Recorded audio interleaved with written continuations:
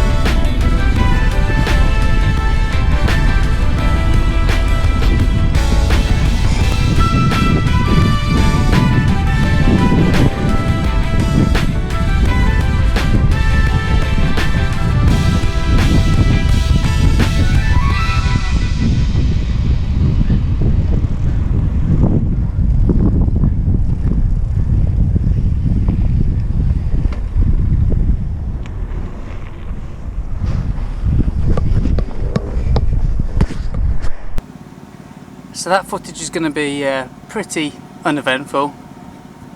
Like I say, this was the first piece of suspension components that were made for mountain bikes. And yeah, I think it did soften up a few bumps. I mean, I obviously didn't take it off-road, I didn't take it around the chase or anything, because my shoulder's still kind of bad. But it did soften up some bumps. The harsher ones, which were sharp and sudden, they were still obviously putting that force into my shoulder and it was hurting it then. Yeah, it's hard to describe. The thing I was worried about was the handlebars moving around a lot on that pivot point, but I'm glad to say they didn't really. They weren't sloppy feeling like I've heard. I didn't feel them actively bouncing up and down or anything like that. I mean, I even got out the saddle so my weight was over the bars, and I was trying to work them, and I didn't feel them moving up and down too much. I did feel them a little bit, but it wasn't the bounce that I was expecting. It was still quite firm and quite predictable. So yeah, I mean, maybe if you're looking to build a commuter, you're riding down the canals and you want to take some of the jolts out your wrists, then by all means a Girvin Flexstem is probably going to be beneficial, but a set of suspension forks is going to do a lot more than that. I mean, hell, even letting down your tyres might do the same amount. I mean, the cost of this, like, I've picked these up for a few pounds. I've seen them go for more. Some new old stock ones are going for even more than that. They're like £30, so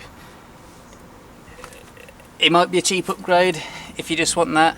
A gravel bike, commuter, just bombing it down the canals. It might be a good thing to have. I personally didn't find it too sloppy. It didn't make the ride unresponsive or anything like that. There was no weird wobble in the handlebars. You can feel it move up and down if you're really pushing it, but it's soft and it's not soft, it's firm but predictable. And yeah, it will take some of the bumps out, but the video is not going to show much really. It's not going to show what I was feeling. It moved that little that it's going to be. It needs a proper test. It needs my shoulder to heal, and then I can take this over the trails or something to see how it feels. I could take this bike with the Flexstem and another rigid mountain bike. That would be the proper test. But yeah, batteries going again, unfortunately. So I'll leave this video here. That is the Girvin Flexstem, the first bit of suspension kit made. I think I'm going to do more of these style videos, a bit of looking into some retro tech. I've got a few pieces that I want to look into more, maybe talk about more, so I could do some more videos on those. But yeah, if you like this video, hit the thumbs up. If you want to see more, subscribe. Leave your comments on the Girvin Flexstem in the comments. We'll have a little chat about it, and I'll catch you in the next video.